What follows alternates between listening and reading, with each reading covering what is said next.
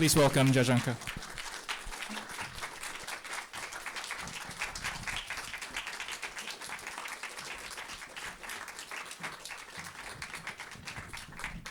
大家好。 And Vincent Zhang is helping us with translation. I wanted to maybe start with Mountains May Depart. And with those two scenes, something that I did not get the chance to ask you in the Q&A last night is about these two songs, Go West by the Pet Shop Boys and this Cantonese pop song by Sally, which both feature several times in the film. And music is also something that is very important in, I would say, almost all your films. You get a sense of how music plays out in the lives of your characters. Can you say a little bit about, first maybe about these two songs in particular, their significance to you, and also maybe more generally about the use of music and specifically pop songs in your films? 那先从山河故人开始。那昨天在 Q&A 的时候没有机会问你有关音乐这样的问题。那关于刚才看的这两场戏里面的两首歌，一个是 Go West， 一个是叶倩文的这个广东歌曲。那想了解一下，在音乐方面，一直以来在所有影片中都扮演一个非常重要的角色。那你们谈一谈这两首歌特别对你有什么重要的意义？那在此外呢，谈论一下在音乐一般来说对你对生活的感觉或者对影片的感觉是有什么样的扮演什么样的角色？音乐，特别是流行音乐，我想对我个人影响非常大，因为我是1970年出生，那么到我6、7岁懂事的时候，文革才刚刚结束。那个时候，在我童年的时候是没有流行文化的，当然也没有流行音乐。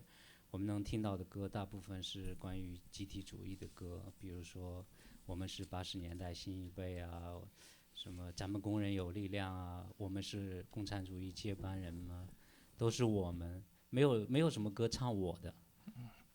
So definitely pop culture or pop songs have a huge impact on me. And I was born in 1970s. When I was 6 or 7 years old, that's the end of the Cultural Revolutions. And I do think that before that time, and the songs and the entertainment, so to speak, or the lack of the entertainment at a time, that every song that you listen to will be almost this propaganda-like songs. It's all about the collective. It's about this idea, concept of we.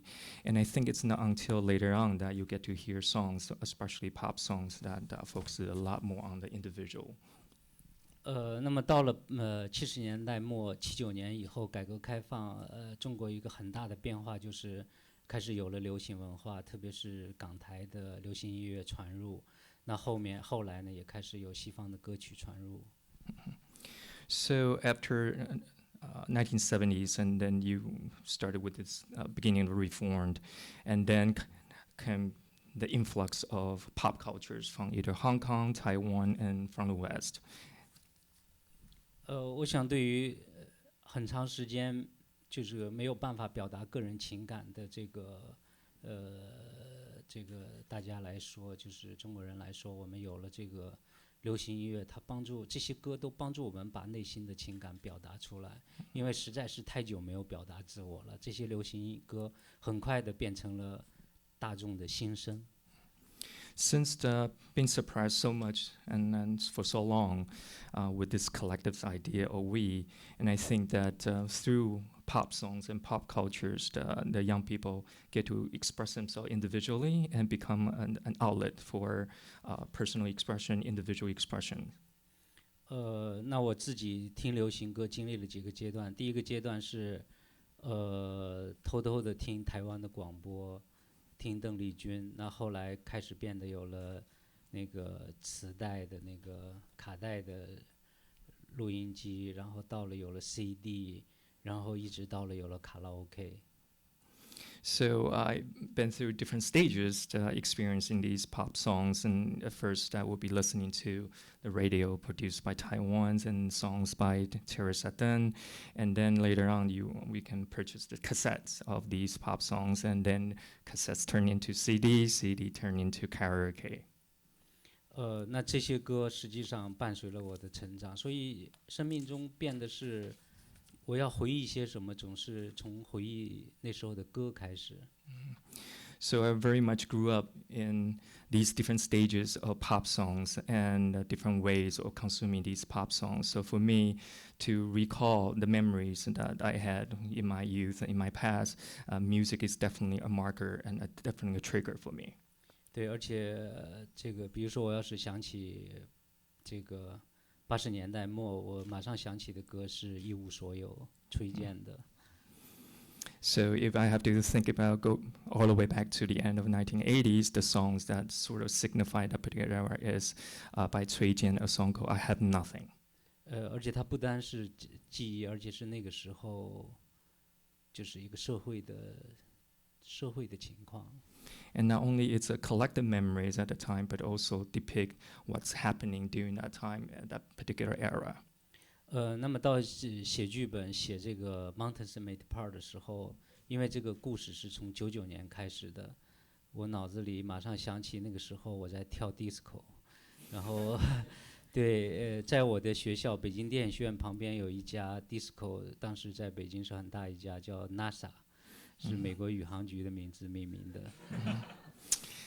And since this, when I was preparing the script and the story starts in 1999, and I start to recall what was I doing in 1999, and the first thing came to mind was that I spent a lot of time in disco clubs, and one particular one is actually right next to the Beijing Film Academy. Is this very popular disco club called NASA, after the name NASA here in the United States.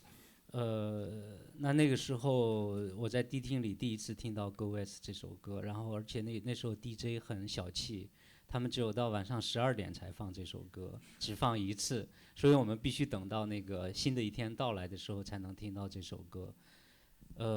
年轻人真的非常喜欢，我们一听到这个歌就认识不认识的人，把手放在前面的人的肩膀上接龙，然后在迪厅里面一起来跳，它变成了一个仪式，就是说实话那时候大部分人听不懂他在唱什么，但是这个海鸥的声音，这个旋律，它有一种飞翔的感觉，有一种自由的感觉，有一种往前走的感觉。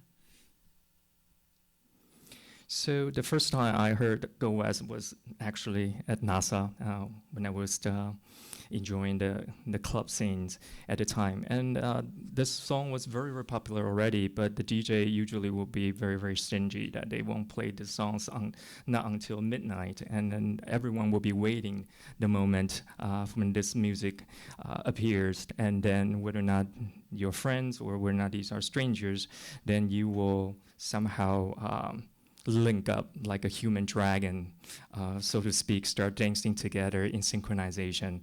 And I think that this is definitely something, a collective memory of my generation at the time. And this particular rituals, so to speak, become a signifier for a lot of things that happened during this time. And I do think that for my generation, when they listened to the songs, they probably didn't even understand the lyrics so much so as just enjoying the beat, the rhythms, and this sense of freedom, the sense of expression, and sense of going somewhere. Might not go west, but just go somewhere. 所以听到就是一想到90年代末就想起这首歌，我觉得就是它让我想起那个时代生活特别简单，然后人们不顾一切往前走，就是有一种往前走的冲动。那么这个故事从这儿开始，然后他们会走向哪儿呢？走向2025年，在这个电影里面，那我自然就想到这首歌，也就用了。And since, as I mentioned, that story begins in the end of 1990s, and I think that at the time, the young generation at the time really are very, very naive, very, very idealistic, very, very simple-minded, and they really just want to go somewhere, and the future is full of possibility without knowing that maybe they're heading towards the future of the 2025 section of the film. 同样，叶倩文那首歌是90年代我听到的，然后一直保留在我的那个精选里面，然后在我的手机里，在我的车里一直放着这首歌，因为我听叶倩文的歌总是会跟吴宇森的电影联系在一起。So for the Cantonese song by Saliet, and I first heard it in the 1990s, at the end of 1990s, and I do think that it represents that particular era very, very well. And every time I heard the song, it remind me of the Xiao Wu's movie she was in, The Killer, and she also sang in that particular film. 可以说叶倩文的歌是吴宇森那个江湖世界最好的代言，那种有情有义的人际关系，在他的歌里得到了非常充分的表现。And she became almost like a spokesperson of that particular genre and that particular eras of films, especially by Zhang Wu, because her song really depict not only just about love, but also on top of that, it has a sense of loyalty, sense of duty, sense of obligation. And because of these reasons, her song definitely become my favorites and always in my iPod or iTunes, always be one of the songs I will keep going back to and listening to. 那同样这种人和人之间这种亲密的、能够共赴难关的这样一种有情有义的这样的一种人际关系，在当代因为价值观的改变、新的科技的介入，被改变得很厉害。它是我怀念的、留念的，就是怎么说？是叫留念吗？就是这个。就是怀念就是希望留住的吧。然后，对，在《山河故人》里面，我觉得他的歌声能够讲曾经我们有过的情感的方法。So through her songs, I think this sense of intimate connections, not just love, but also with loyalty, sense of duty and obligation, is something that I think is not. It doesn't exist as much now in the contemporary time, and because of the change of the value system, the introduction of technologies, I think that kind of intimate connection is disappearing, and I am very, very nostalgic, and I really hope that this is something that can still be, that we can maintain that type of interpersonal connection, close intimacy, and that's why I want to use this particular song to represent that. 的确，《山河故人》跟站台有某种关联性，因为在站台里面，年轻人他们巡回演出，唱着这些歌，去希望离开故乡，去到远方，然后寻找自由。最后，那个人物又回到了故乡，回到了生活里面。《山河故人》里面的人似乎走得更远，他们去了大的城市，去了上海，然后又从上海去了澳大利亚，去到更远的这个地方，对，但是目的地是什么样一个样子呢？我挺怀疑的。So I do think that there's some similarity in terms of this sense of drifting around or floating around. If you think about in platform, these young protagonists that really want to somehow leave their hometowns and go to other cities to seek personal freedom, individual freedoms, and ended up returning back to their hometown at the end. Whereas for Mountains May Depart, the characters that they have left their hometown into major cities such as Shanghai, and from Shanghai even going abroad to Australia. And in terms of their actual final destination, it's unknown, but it is that sense of floating around, feeling adrift, is something that somehow connect these two films together. 因为我觉得，当你有什么心事的时候，发一个微信或者发一个 Twitter， 发个表情，发给对方，你没有办法去倾诉你自己，同时也没有人聆听你的时候，可能那时候我们已经变成一个孤儿。And with the technologies that I focus very much on in The Mountains May Depart, I really feel a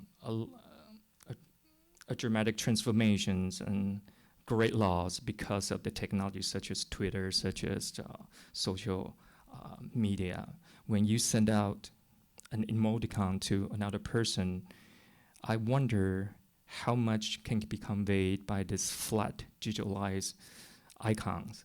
And I do think that with that, there's a huge loss of this direct connection, face-to-face interaction, to get to listen to another person, to observe this person's facial expressions rather than just a simple emoticons. And I think that is also something I want to present in this particular film.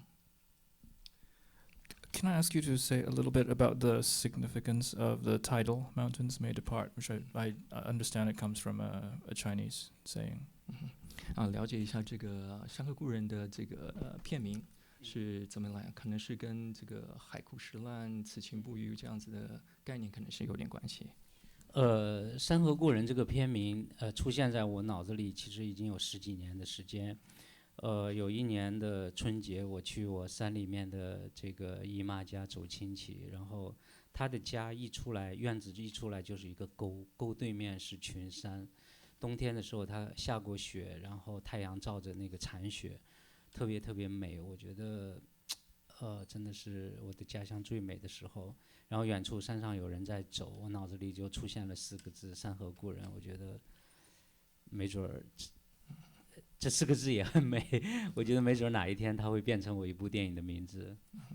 So actually, the name 山河故人 in Chinese actually came to my head more than a decade ago. I remember that one time I was visiting my aunt's house, and then right across the sort of the after you cross the courtyards and then you step out the courtyard, the first thing you see will be the mountain hills, and then when it's snowy, you see this beautiful landscape, snowy landscape, and then you have individuals somehow meandering around, and that name, that title just came to me in my head, 山河故人, and literal translation will be mountain, river, old friends. And I think that it sounded as very, very beautiful, very, very poetic. And I thought in my head that that could be a great title for films maybe I will make in the future. 其实我就是在这4个字里面，那个故人的故特别打动我，因为只有通过时间，我们才能变成老朋友，才能变成故人。所以这里面既有空间，有山，有河，又有时间。So I think the word gu, which is the old friends, that means the old. And to me, that really signified this sense of time, because there's no way you can have an old friend without time. It needs that long period of time, the passage of time, in order for you to make old friends. So I think that concept and that particular character really touched me very much so. And then as a whole, you have the landscape sort of connoting somehow connote the spatial elements of this film, and then you have the word gu, means old, sort of convey this temporal elements of the film. So it's very much about a film about it's very much a film about the time and the space. 那么同样在中文里面又有这种海枯石烂、永不变心这样一个情感的描述，所以英文就用了 Mountains May Depart 的。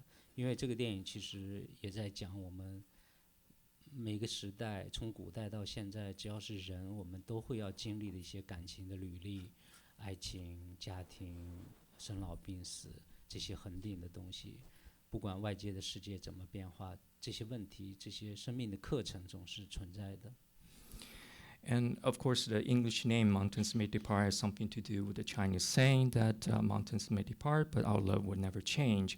And I think that nicely captures this sense of something might change so dramatically, but something will never change in the long run. So if you really think about that, there are changes that you will go through in terms of your love, your human emotions, from your first love to familial loves to all the inevitable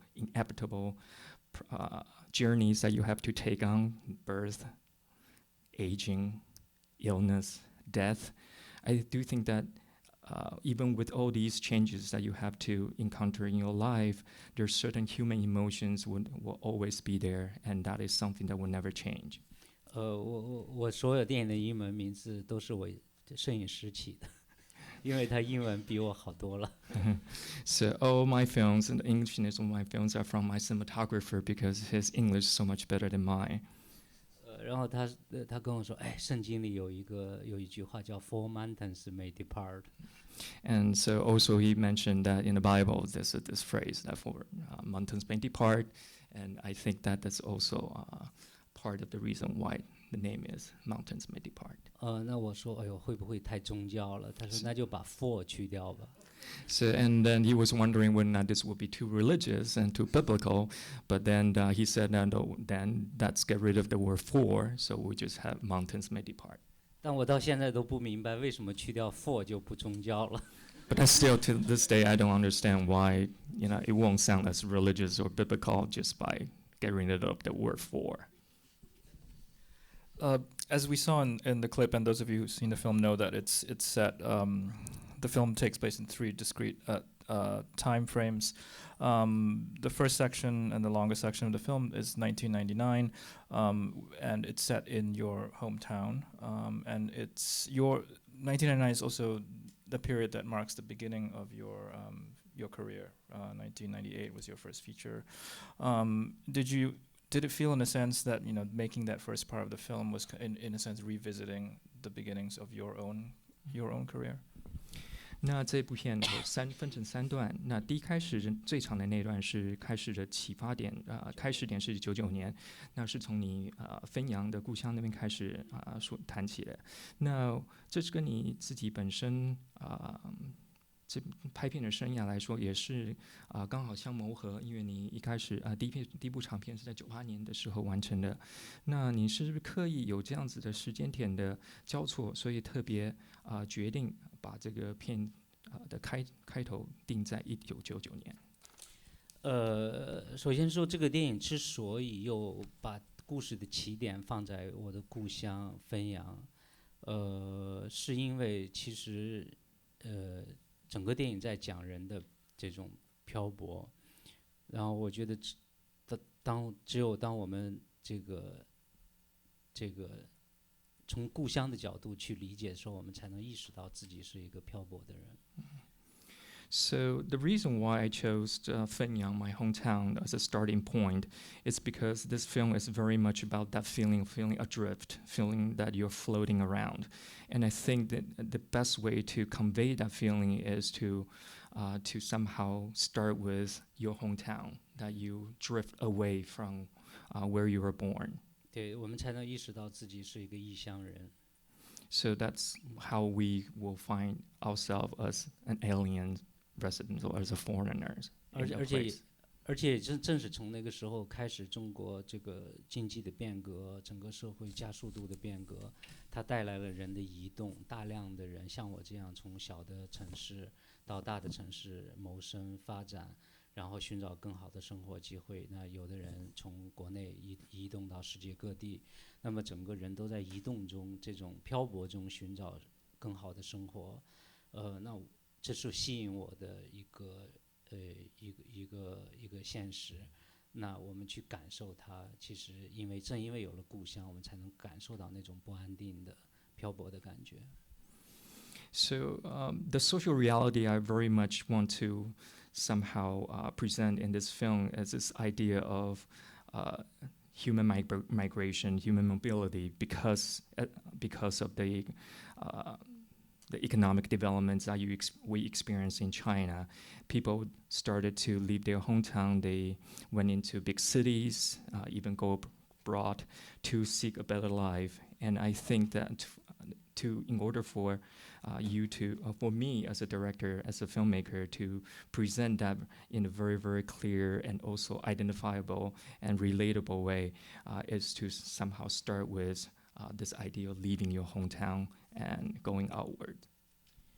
之所以把时间点放在1999年，是对我来说是我生命经验中非常重要的一个分界线，因为事实上在99年前后，我们恰好是我们开始普遍的使用手机之前跟之后，普遍的使用互联网之前跟互联网之后，在中国是私家汽车进入到家庭的之前跟之后，高速公路这个就是开始普遍使用的之前之后，它是非常重要一个分水岭。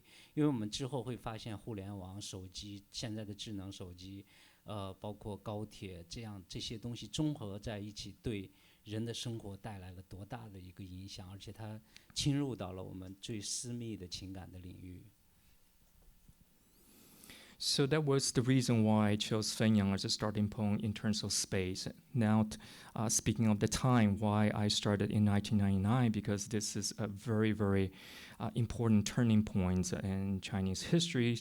And I do think that if you think about 1999, that was the time, is the difference between pre and post-internet era, pre and post cell phone eras, and then you see the popularity of the private cars. Then start with that came the freeways, and then the high-speed trains. And I think all together in combination, that really has this type of major transformation, major technological advancement, has a huge impact on how we relate to each other as human beings, and actually make an imprint on the most intimate side of human emotions. 所以99年事实上99年实际上中国已经是一个新的阶段，因为从79年到99年，中国开放已经很长很长时间。So definitely that's a new milestone in terms of in the year of 1999. If you look back on the beginning of the reform in 1979, it's been quite a few years, and then you have witnessed major transformation of the society in those years. 那如果说站台里面的年轻人，他们从79年一直游荡到90年，这个阶段基本上还是在一个刚刚开放的国家，在一个相对贫穷的国家游荡的话，那么到了99年开始的山河故人，事实上中国同时存在着富有与贫穷。So if you look at in terms of the time period of platform from 1979 to 1990s, that was just the beginning of the reform. And then fast forward to 1999, suddenly you have this countries that from a developing one to a very developed ones, and then you still observe the disparity of the rich and poor in the meantime. 所以理解99年开始是很重要的，因为我记得这个《山河故人》刚放映完，我看到一篇评论说Zhangke用 Go West 是讲他们想去到西方去。So I do think that it's important to somehow position this film in 1999. I read a review after the film was screened, and one critic has actually somehow focused on this particular song, Go West, to symbolize that how Chinese people all want to somehow follow the Western models of modernization. 其实如果这首歌放在79年，可能对年轻人会有这样的一个意识形态方面的意识，但是到99年，说实话，它就是一首歌。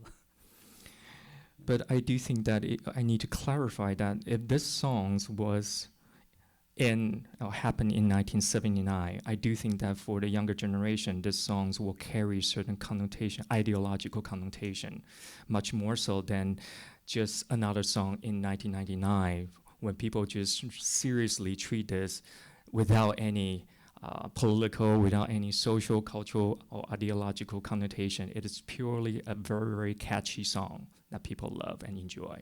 我觉得就好像可乐跟万宝路刚进入中国的时候，它的美国身份好像很敏感，但是到现在它就是一罐饮料而已。And this is not unlike the fact that when Coca-Cola first came to China, this particular product, it's a symbol of an American product, a Western product, and it's somehow connected to this idea of Western and foreign culture. Whereas when you fast forward to 1999 in China, Coca-Cola no longer carry that type of symbolism. It's just purely a beverage that can quench your thirst. 所以可能在手提电话、互联网络，在私家汽车、高速公路，中国是有时差的，是滞后很多年的。但是恰恰在新的科技、手提电话、互联网上，好像是同步的。So in terms of the private cars or other infrastructures, we quote unquote might have jet lag, not in pace with the rest of the world. But if you really think about in 1999, in terms of the internet, in terms of the cell phones use, we are pretty much sort of in sync with the rest of the world. 那这些东西它带来了新的生存的考验。And these technologies and these devices really somehow pose certain new challenges of how we live in China. I wanted you to say a bit about Zhao Tao, your regular actress. This was her first film, and she's appeared in I think almost every one of your films since then.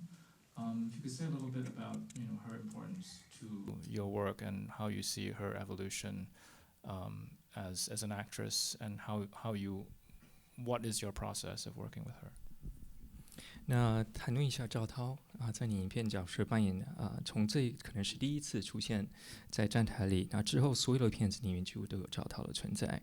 那你们讨论一下这个赵涛这个演员这个角色不是角色，就是扮演各种不同角色的这样的一个重要性，在各个所有影片以来，从以前到现在的他，你看到有什么样的演变然后你们之间互动和合作的这个模式和过程是怎么样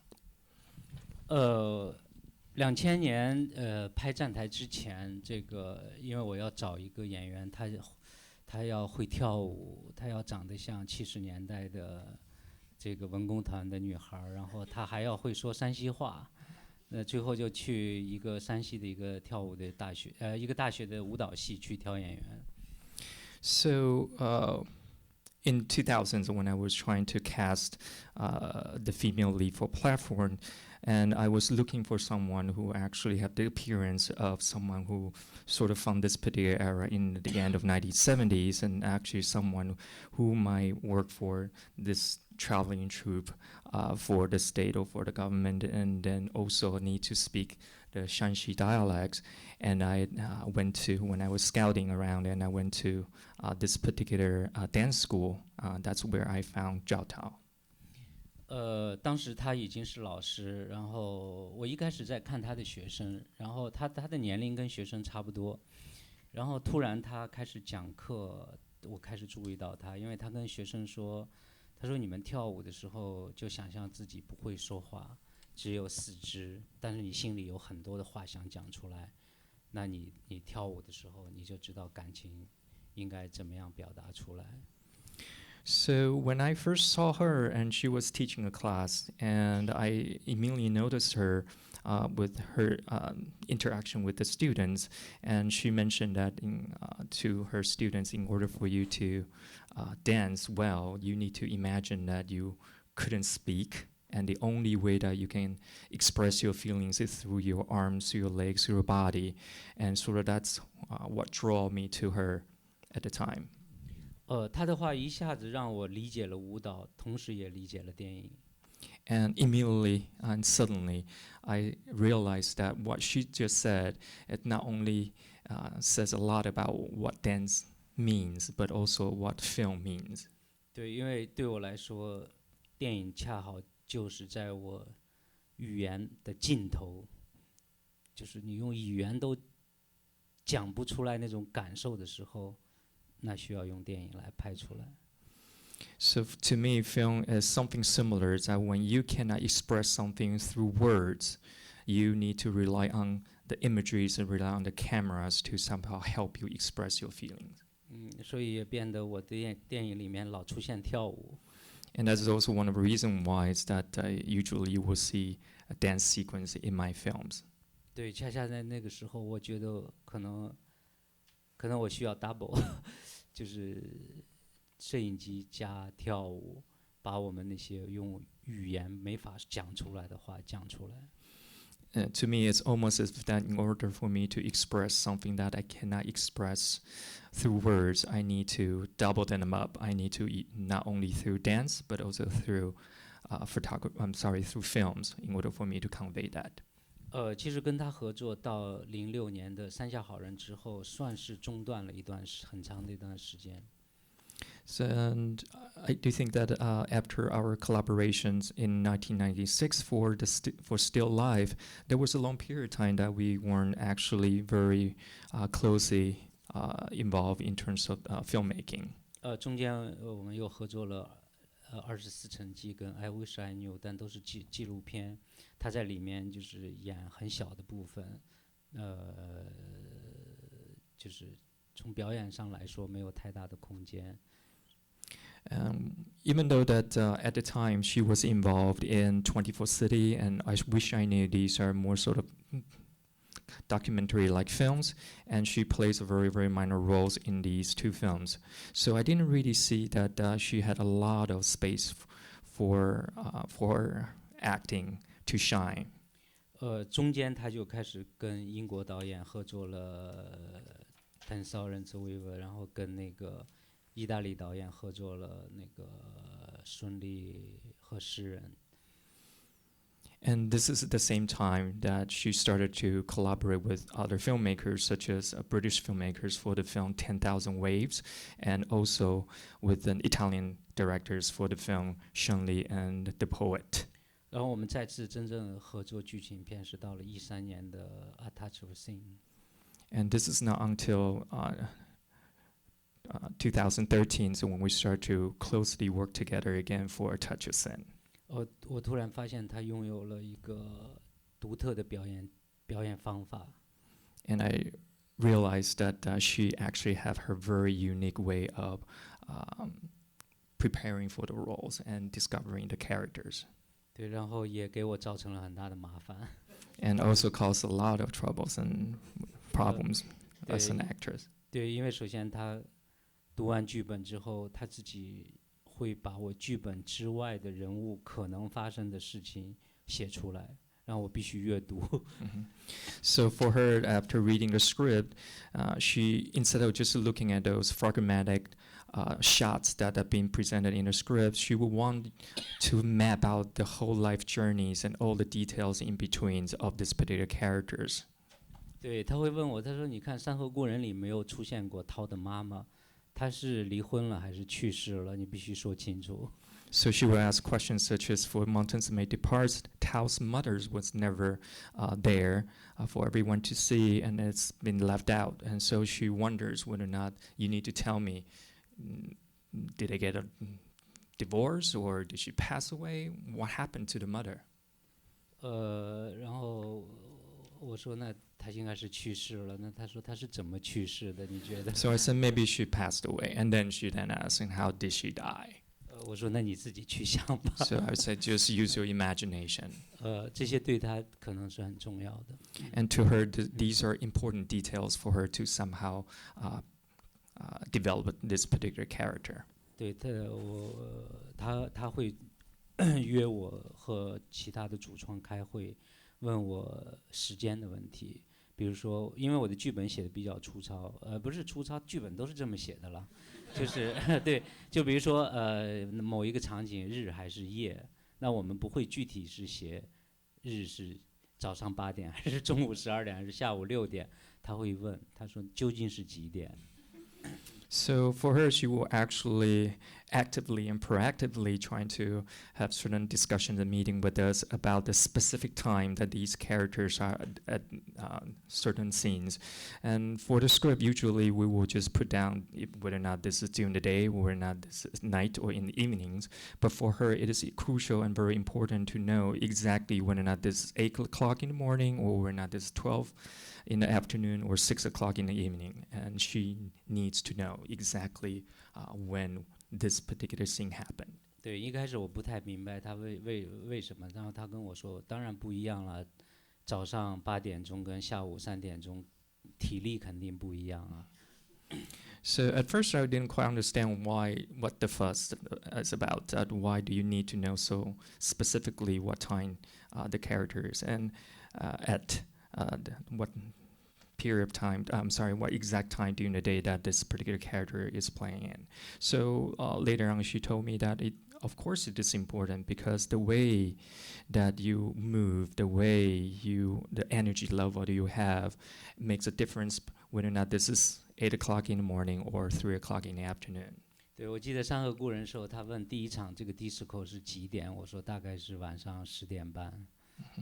And so she asked me the opening scene, the disco scene, what time is it? Is it 10:30 in the evening or what? And then I told her that yes, it is exactly 10:30 in the evening. This is when it happened. 他说啊，26、7岁，晚上10点半，越夜越美丽，他是最有精神的时候。So for someone who is in her 20s, and well, in this case, 26-year-old, 10:30 in the evening will be the time that will be the most vivacious, more energetic time for a young girl. 然后到他2014年的部分，他一个人在 iPad 上打扑克的时候，他问我那是几点，我说啊，还是10点半。So she asked, what time is it for this character to play this sort of poker games on the iPad in the 2014 section? And I told her that it's also 10:30 in the evening.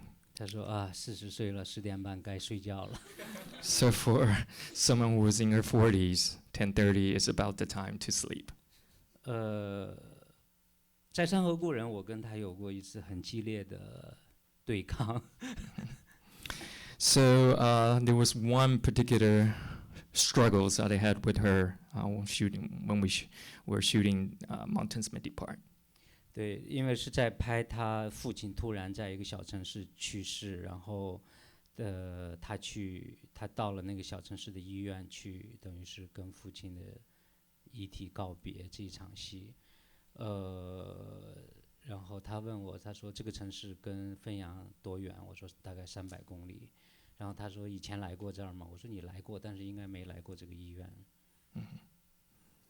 So that particular scene was when Zhao Tao's father passed away, character's father passed away unexpectedly in this particular small town, and she really wanted to know how far it is away from the Fenyang, how far away is this particular city, which is, I told her, is 300 kilometers away. And she also wanted to know, have I been here before? Have my characters been here before? And then I told her that, well, you've probably been here before, but not to the hospital, but you have been to this particular small city before. And this is when she came to receive and collect the body of her father. 然后我就跟他讲，我说你那么远一个人来到这儿处理这么复杂的事情，你一定是要非常的镇定，脸上让我们能感到你悲伤，但是你很镇定，你不流一滴眼泪。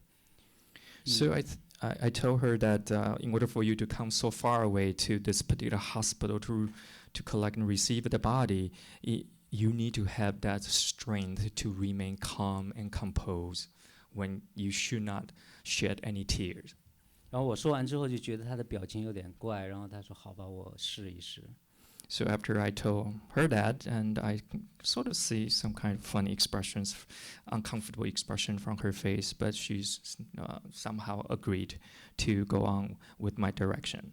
然后我们拍了1、2次，然后我觉得也很不舒服拍的。然后他跟我说，导演，我演的，我觉得不应该这样演。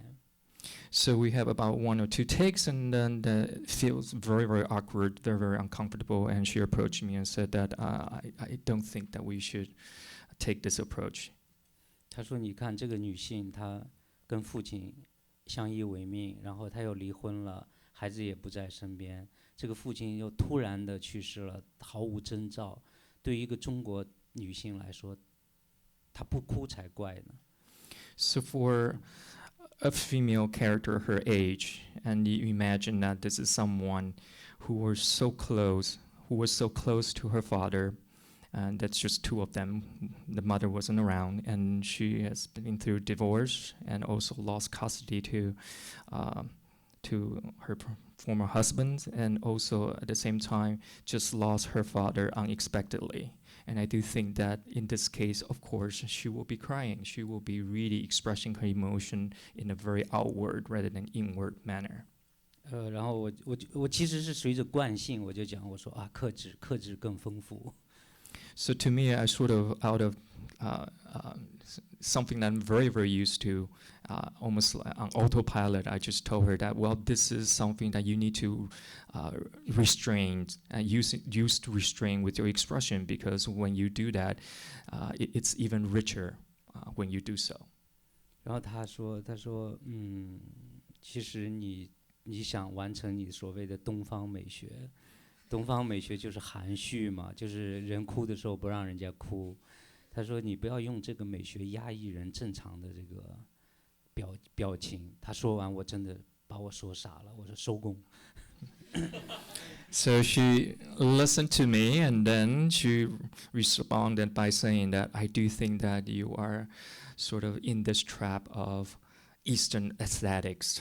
And because you think that in order for you to fit into this particular aesthetic mode, all the expressions has to be restrained, and everything should be suppressed, and that is what you expected to behave. But I do think that that is not natural. That is not how someone encounters a situation like this will actually express herself very, very naturally and organically. And I heard her response, and suddenly I was dumbfounded, and somehow I decided to just end the shooting of the day. 然后我在想，我最初构思这个电影的时候，我希望这个电影就是我自己告诉自己，我想拍一个什么样的情绪起伏呢？就好像血液在身体里流动。在日常生活中，我们感觉不到这个血液在流动，但当我们遇到兴奋的事情的时候，我们会感觉到那个血液一下子冲上脑袋。然后当我们遇到悲伤的时候，突然血液不见了，手脚是冰凉的。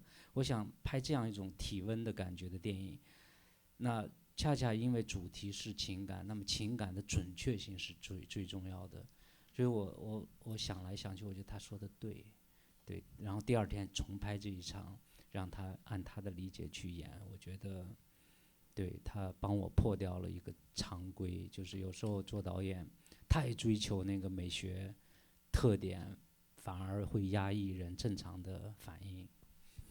So I sort of thought back on why I want to make this film, and a huge part of it is that I really want to somehow convey this sense of deep feelings and emotions, just like blood in your veins, that regularly you will not even notice that it's floating in your bloodstream, but suddenly you have these moments in life when you get excited, then all the blood suddenly rush into your head, and then dissipated later on, then you will feel that your extremities have become cold. And I think this idea of just like body temperatures might change through the throughout different encounters you might have through a lifetime when you deal with human emotions, and that is something that I want to really convey with my film.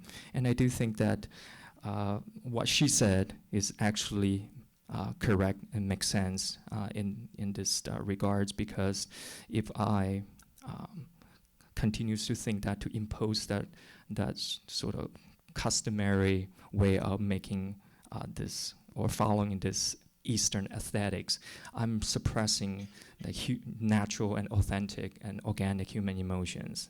So I decided to somehow listen to her advice, and then the next day I decided to reshoot this particular scene, and she get to actually did it her way. We'll start taking some audience questions. There's a microphone, so please wait for... let's start in the front here.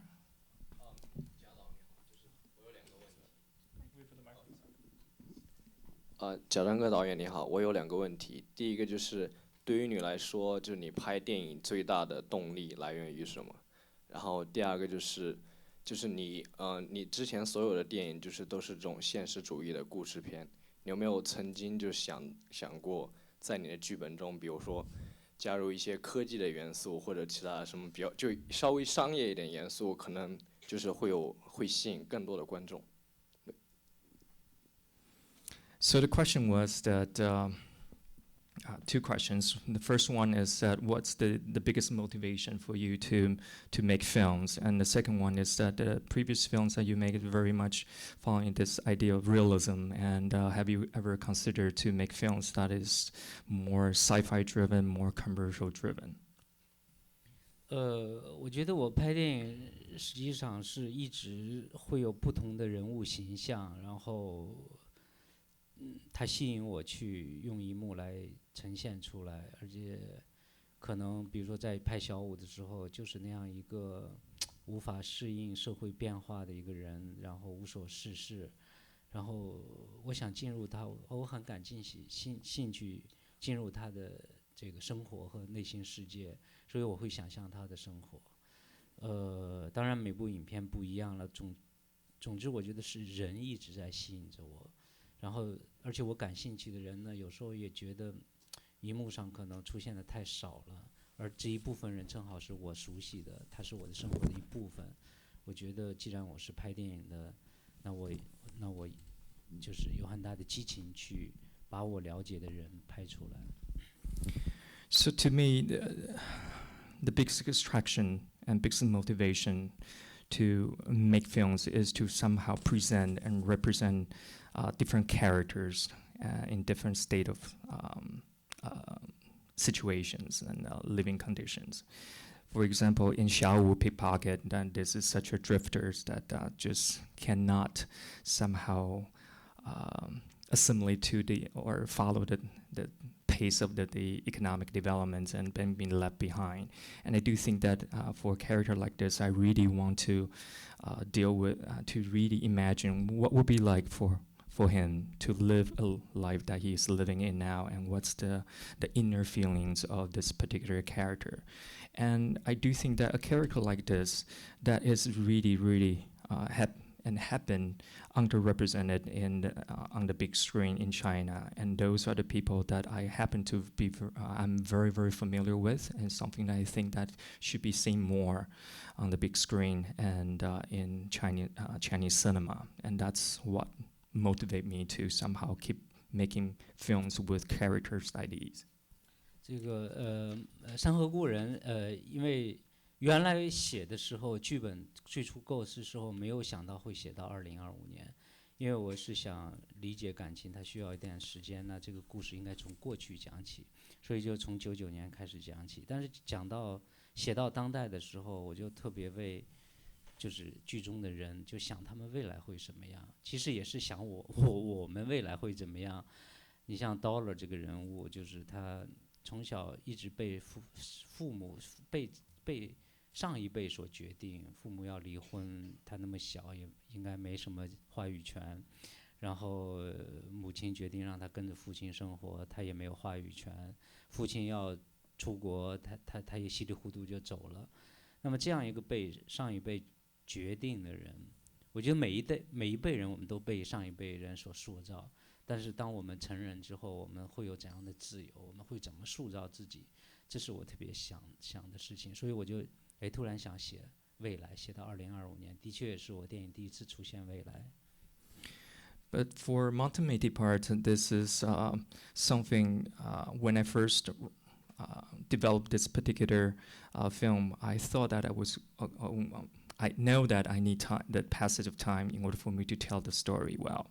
But at the time, I thought that I would only do it from 1999 to the present time, 2014.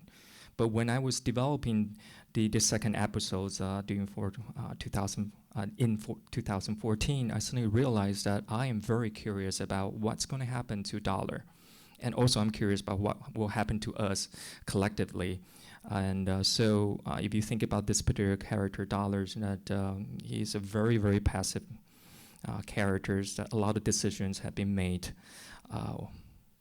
And he wasn't part of the decision-making process. Everything's been decided by the previous generation, which is by his parents, in terms of the divorce that they had, the custody to the fathers, and even going abroad to Australia, that he really didn't have any say in any of these decisions.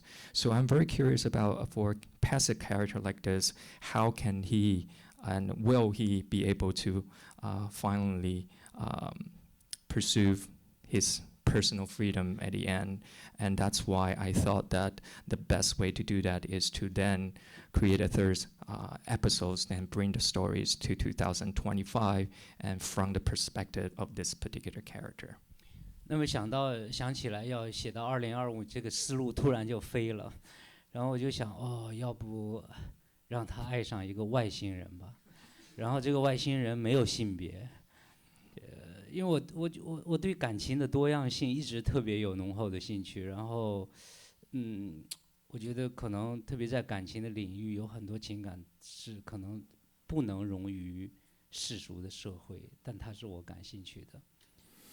So since I'm going to bring the story to 2025, then sky is the limit. So at first I thought, well, maybe I will have this character Dollar to fall in love with an alien, or yes, with an extraterrestrial, and this person will be genderless. And to me, really thinking about human relationship, about love, and I think that it is important to present the diversity of this different type of interpersonal connections. And 那后来我觉得这个想法可能是另一个电影，就没有去这样去想。然后，但是在整个2025年，我觉得没有必要那么科幻，因为实际上，比如说今年买的车，到保养的好的话，到25年还可以开的。So later on, after further consideration, I realized that, well, that will be too abrupt from of a break from the previous two episodes. And so I sort of abandoned the idea, because if you really think about it, this is fast forward and going forward to 2025. That's only 10 years away from now. So in terms of if you buy a car now, if you really maintain it very well, you can still drive it 10 years from now. 但是我觉得可能手机 iPad 肯定是会变得很不一样，因为我们从 iPhone 5到 iPhone 6到 iPhone 6 Plus 变得太快了，10年之后肯定变了很多，所以在这个段落只有在这一部分做了一些未来的设计。So in terms of the telecommunication or the electronic devices, I do think that this will be the area that you will see a lot of transformations. Just look at the speed that we are keep updating the devices that we have now. I can only imagine what kind of device 10 years from now we will use, and that's why I sort of narrow in on only those devices and update and find a way to make them not only futuristic but also realistic. 当然，就是对于能否赢得更多的观众这一点呢，我就有点相对来说消极，因为我觉得我就这个样子，有缘嘛就观众多点儿，没缘少点儿也无所谓。In terms of the market or the audience, I think I'm in that regards I'm very, very passive. I do think that I'm this kind of director, and it's really up to you whether or not you're going to like me. If you like me, welcome and your acknowledgement and appreciation. But if not, then hopefully you will find someone else that you are attracted to. So to me, I sort of just I won't force the issue, and I do think that that just go with the flow. 但是我觉得我是有很高的热情，是想透过电影跟观众交流的。But I feel very, very passionate, extremely passionate that I love interacting with my audience. 对，但是我也不会把人家拉过来说你听我说。But I will not go so far as to force someone to listen to me, to drag someone to listen to me. A lot of hands. Okay, you.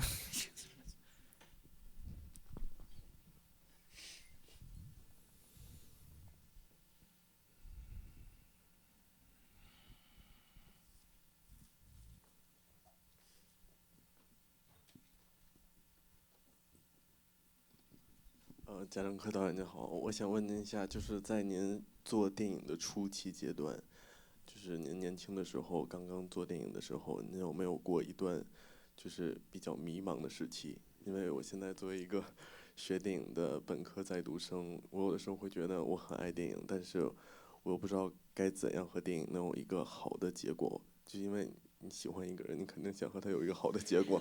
就像我能看到民政局在哪儿，但是我都不知道该怎么进那个民政局，就是这样的一个例子。我知道您也没有办法给我一个很明确的答案，但是我想听您的一些建议。然后第二个问题是，您现在在您45岁这样的年纪就拿到过了2个很有分量的终身成就奖，就是今年还获得了戛纳电影节的终身成就奖。我想问一下，这么有分量的一个奖项，对您未来的电影路会是一个，就是会有怎样的一个帮助，或者是就是会有什么影响？ So there were two questions.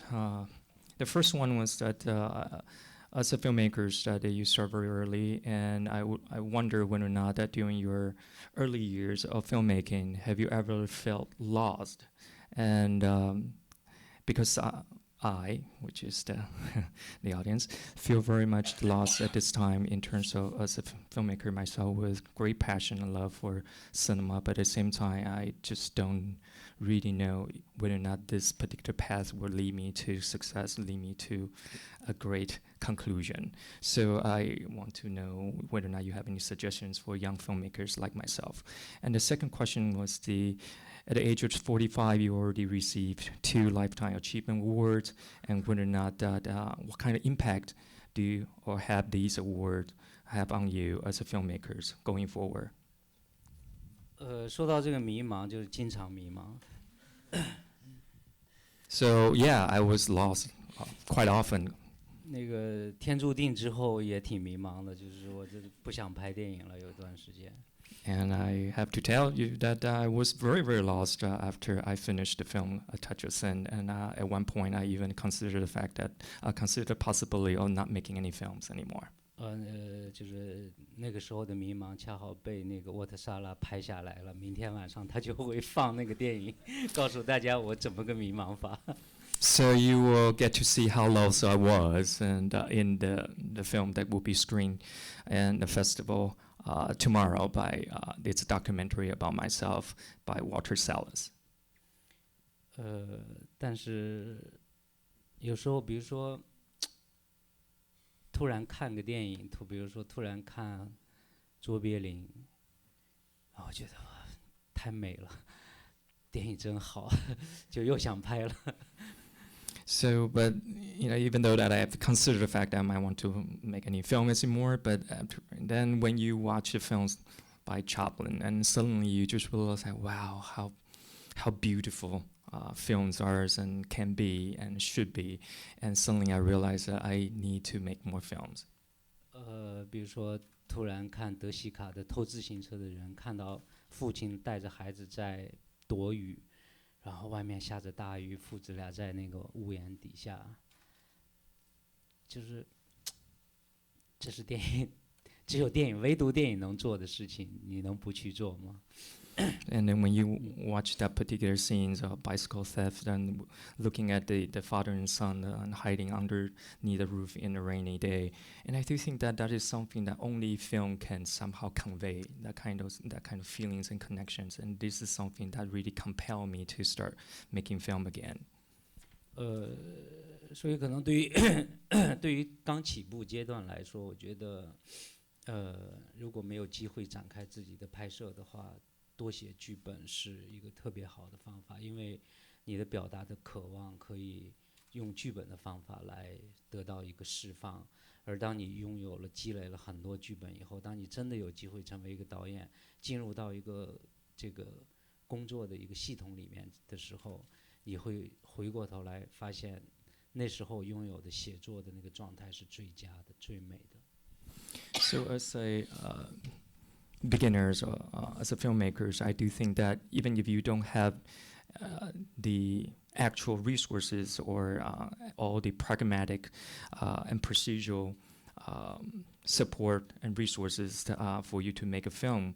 At this point, and in the meantime, you can start just keep on writing screenplays and scripts, because then you can find a creative outlet for you to somehow accumulate your thoughts and your ideas, and hopefully in the future that you will be part of a system or that you will tap into certain resources to somehow make all these ideas come true in the future.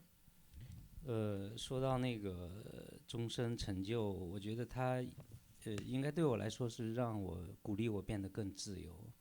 对，因为其实你去尝试新的东西，总是失败的可能性更大。然后这些鼓励应该让你变得更镇定，然后更无所谓。In terms of lifetime achievement awards, I think one thing that really encouraged me to do as a filmmaker is that it gave me more freedom to make the films that I really want to make. Because right now I actually can afford to take risks and fail because I already have lifetime achievement awards. So. We're actually running out of time. I think we want to take one final quick question. No, at the very back. No multi-part questions, please. At the very back. Yeah. 贾樟柯导演你好，我昨天看了您的《山河故人》，然后对于我个人来讲，我觉得故事的主线一直是围绕着涛这个人物他的情感，以及他和他的周围的亲人朋友的情感而展开的。但是到了2025年那一个阶段，似乎人物的主线离开了涛这个角色。然后更多的介绍了 Dollar 以及他和他的父亲，还有他的英文教师。我觉得英文教师这个角色，对我来讲，非常有趣。但是我比较困惑，就是您为什么要引入这样一个英文教师的角色到您的第3个部分？您试图通过他这个角色传达一些什么样的信息呢？谢谢。So the question was that it seems to her that the plot line is very much about Tao, especially for the first and the second part, and it's all about her relationship with all the people around her. Then moving forward to 2025, suddenly it's very much about dollars and also involve his relationship with his father and also this particular English instructor. So the question is why to somehow create a character such as the English instructor? What did you try to say or somehow represent with this particular character in the third part? 其实道路这个人物，我觉得他第一次出现的时候是一个婴儿，然后他在妈妈的怀抱里，你会发现他什么都说不出来。So the first time you saw Dollar, he was a baby in the arms of my mother, and he couldn't say anything. 那他第2次出现的时候，最后是回家奔丧嘛，他才那么小，刚刚上学，然后最后他的面孔留在一个玩钥匙的一个孩子的脸上，他对他的生活没有决定的权利，都是父母在决定。And when you do see Dollar the second time around, he had become elementary school students, and then he came back for the funerals, and you see that this is also someone who has no say in any of the decision being made by the previous generation, including his father and his mother. Every decision has been made for him without him being involved in the decision-making process. 所以到2025年，我觉得必须从这个孩子的视点看世界。And that's the reason why I think for the 2025 part, it has to be from the perspective of Dollar, that he need to have a chance to say something. 其实我从2006年的《山下好人》之后，我已经很不喜欢用封闭的叙事，就一组人物贯穿始终。单一的线索跟线条，我喜欢视点的变化和段落性的这个结构。So after Still Life, and I decided not to really use this sort of enclosed linear way of narratives. I really wanted to somehow find a different way with different perspectives in different episodes. 因为世界变了，我们想去感受跟理解这样一个碎片化的时代、快速的时代，传统的叙事方法很难做这个工作。Because the world has changed, become very, very fragmented, so that the conventional narrative no longer it's no longer sufficient to somehow convey the sense of contemporary time. 对，我们不是莎士比亚的时代，也不是沈从文的时代了。So we are not living in the age of Shakespeare or Shen Chongwen. 对，这个至于说这个英文教师，那核心的问题就是他年纪大了一点儿，是吧？ So for this instructor, definitely the one key element is that she is definitely much older. 对，对我来说就是，如果我们真心相爱，是不是除此之外还有限制的条件？ So if we truly love each other, are there limitations that we impose on ourselves? In this case, the age difference. 同志是否可以相爱？是否可以组织家庭？ In the case of the LGBT community, whether or not you should be able to allow to somehow be together and create a family together, and whether or not that should be a limitation being imposed. 然后女方年龄大，男方年龄小，是否能够相爱，是否能够突破这个世俗的约束？ And whether or not for an much older woman to fall in love with a much younger boy, and whether or not as a society and also for these two individuals to somehow liberate themselves so that they can somehow seek true freedom. 这些都带给我们一个思考，就是怎么我们打开自由的边界。 And I think will be a very good way for us to rethink how can we somehow expand the border of limitation by first liberating ourselves. 因为事实上，我感受到了我自己，也感受了更年轻一代我们捆在自己身上的绳索。 Because I really, at this age of my life, I really feel deeply the things and the limitation I have imposed on myself and all the luggage I carry with myself. 所以我想起我就是最初拍电影的时候一个感受。想起了我最初拍电影的时候一个 And 感 that 受。 sort of remind me of the when I first started making films, how I felt at the time. 拍电影是我们寻找自由的一个方法。